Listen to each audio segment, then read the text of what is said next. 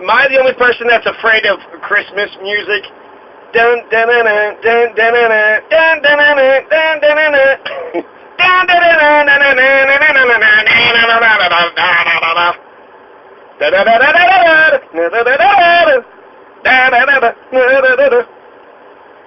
We have those principles on marble walls, and we have them still in our documents. But the American people have lost our emotional and psychological commitment and connection to those principles. And it's not enough for them to just remain on walls and documents. We need to recommit to democracy in ways that truly have to do with the deepest aspects of ourselves. That's where I think America has gone off. That's where our democracy, our government has swerved from democratic principles. Our economy, obviously, and our economics has swerved from deep democratic values and deeply human values. And until we make those kinds of corrections inside our hearts and our minds, we will continue in the very dangerous directions we're in now. So the Colorado Senate, okay, so this is just state politics. The Colorado Senate passes a bill that abolishes the Electoral College, which is a great idea because it's more fair, increases democracy, which is, for the best. But I was thinking, these fucking cheating sons of bitches, Republicans always cheating, Democrats always cheating.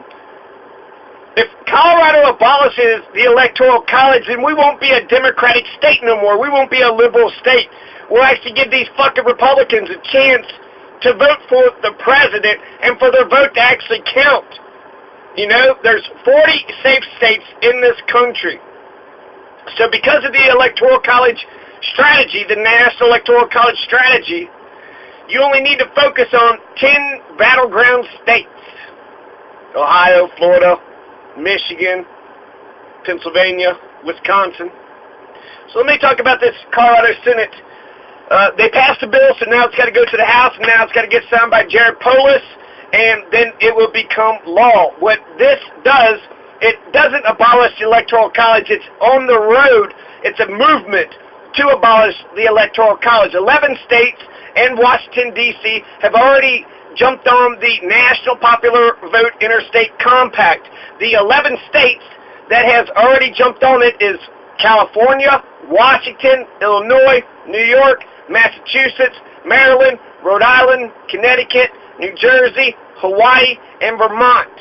And now Colorado has halfway got there. The Senate, right, the prestigious Senate, the House usually goes along with the Senate, and then the Democrat governor will probably sign it. So this is this year, 2019. The bill was Senate Bill 19-042, the National Popular Vote, and it says that Colorado should join the National Popular Vote Interstate Compact. So that's just it. They're just jumping on board with these other states, these 11 states plus D.C., with Colorado be 12 states. And once the House passes it, Jared Polis signs it, then Colorado would join the growing coalition. In order for the National Popular Vote Interstate Compact to be successful, it's got to get the majority of the Electoral College votes. So far with the 11 states, they got 172 electoral votes to jump on board, but 98 more electoral votes will be needed. And I believe we got 9 electoral votes in Colorado, so that means after Colorado passes it, only 89 more electoral votes will be needed. So that's pretty good. Only, 89 more electoral votes, so that's, once you go, another dozen states, once another dozen states jumps on this. The Electoral College is just absolute bullshit from start to finish. Go to the Federalist paper number 68, read Alexander Hamilton's explanation, also read the Constitution, Article 2, Section 1, Amendment 12. Read those rules for the Electoral College. Don't have an opinion about the Electoral College if you don't even know what the fuck it is. Understand the mechanisms, understand what it was there, what's in place, how it works. The way the Electoral College works is that it's there to overturn the popular vote. It is there to make sure that the people don't elect a fucking idiot. They don't elect a goddamn moron. Well, how did the, founders, a lot of the founders, Republicus, who's an anonymous writer, Republicus hated the Electoral College. Republicus says that the voice of the people is the voice of God. And so, therefore, Republicus believes that all of the government leadership has to come from the vote of the people. has to be by popular election. But because a lot of the other founders did not like democracy, they didn't want women to vote. That's 50% of the population. None of the black folks, none of the brown folks, none of the white men who didn't own property. 90% of the country. There was no democracy to begin with. They cut out 90% of the country. They didn't even have the institution of franchise of suffrage to vote. So they didn't even get the right to vote. So Shays' Rebellion, he's a soldier from the American Revolution. He couldn't pay his farm payments, and they went ahead and bankrupted him because he tried to have his own revolution, a true blue revolution. And then the United States Constitution was written after Shays' Rebellion to make a stronger federalist system, so you can never have another Shays' Rebellion or another revolution ever again. Of Michigan, Ohio, Pennsylvania, Indiana, New Hampshire, and many other states whose dreams were shattered by the signing of NAFTA. For years, politicians promised them they would renegotiate for a better deal, but no one ever tried until now.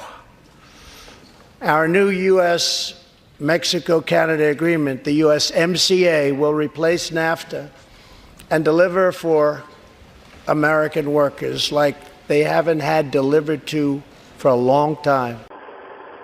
So they distrusted democracy. The U.S. Senate wasn't even elected by the people. It was elected by the state legislatures, which just totally rips the people out of the equation. The Electoral College couldn't totally rip itself away from the people's vote.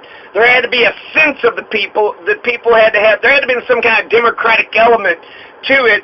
So what Hamilton and the framers put in the Constitution was the Electoral College. So Colorado's got 9 electors, Kentucky's got 8, California's got 72. So you have all these different electors, different states. The electors is the senators plus the U.S. House of Representatives. So whatever you're allocated for the House and the Senate, add those together. That's how many electors you get.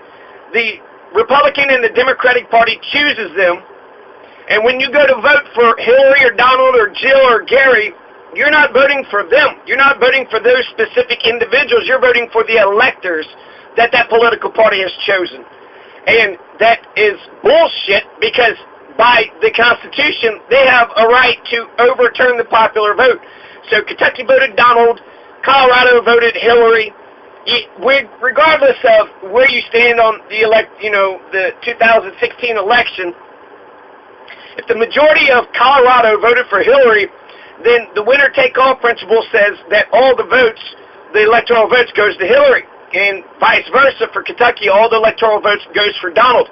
Now, if you were a Colorado elector chosen by the Democratic Party, you did not have to vote for Hillary. You could have voted for anybody you wanted to vote for. That's the Constitution. There's 26 states that have passed a law that says you must vote in accordance with the national popular election for the state. So if Colorado votes for Hillary, you got to vote for Hillary too. If Kentucky votes for Donald, you got to vote for Donald too. So there's 26 states that pass these state laws, but it circumvents the Constitution. So if this ever did happen, it never has been utilized, which why have a fucking electoral college if you're not going to use it the way it's supposed to be used?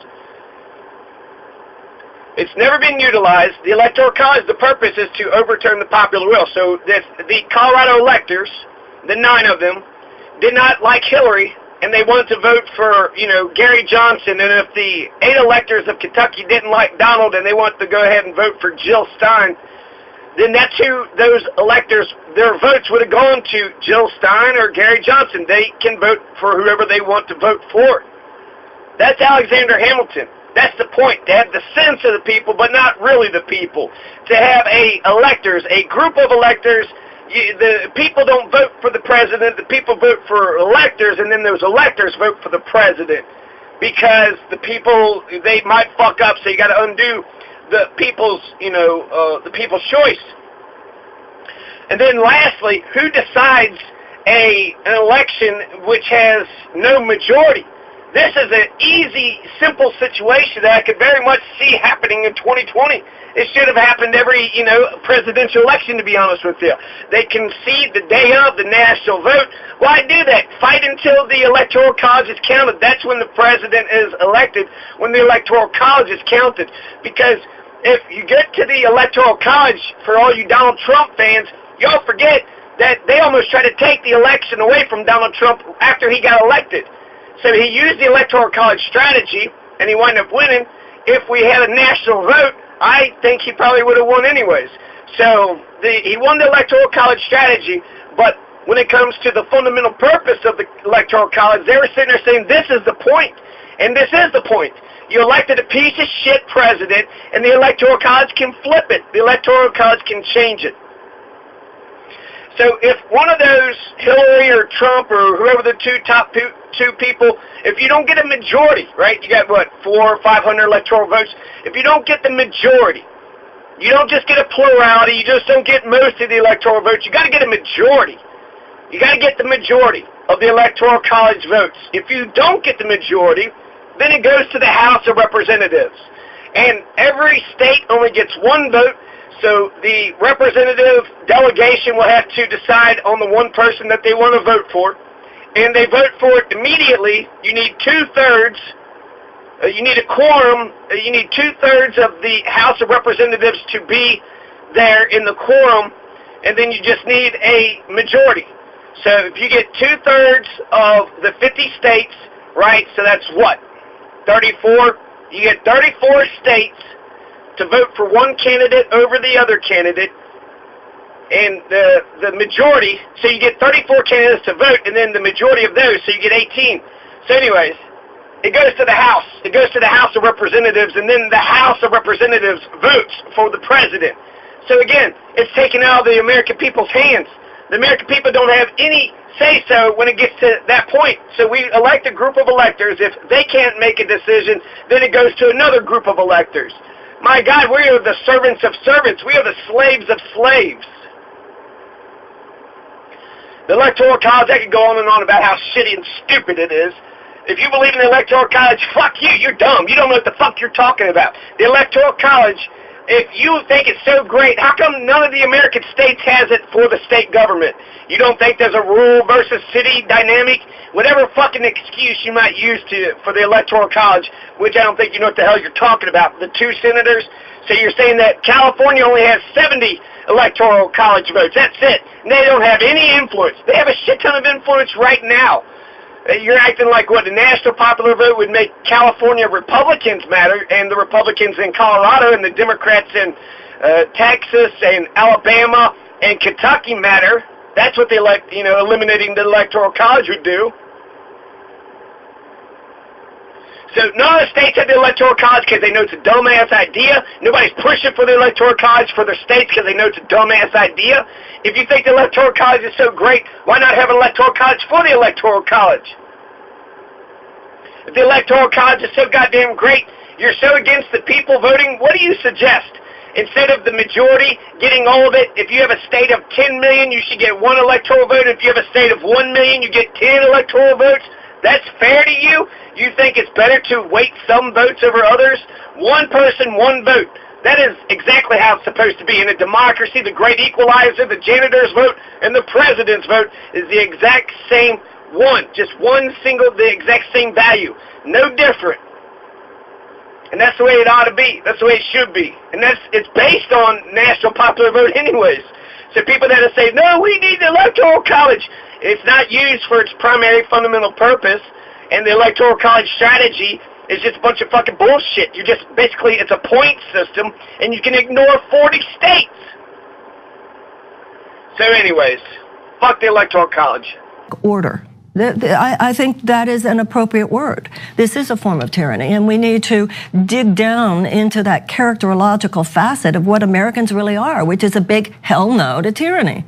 We need some of that spirit. Okay, now we're having a conversation. Now we're cooking with gas.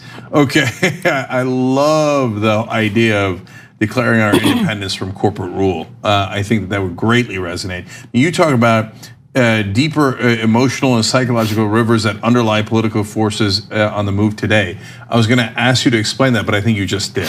Well, also, I think that refers to how we got here. The Democratic and Republican elite, on both left and right, establishment elite, completely were gobsmacked by Donald Trump because neither one of them registered the deep level of economic despair being experienced by millions and millions of people, and this has been going on for a while. And only two candidates spoke to it, Donald Trump and Bernie Sanders. And so there was going to be an economic cry of despair. It was either going to be an authoritarian populist or a progressive populist, and we know about the establishment suppression of the progressive populist in that race.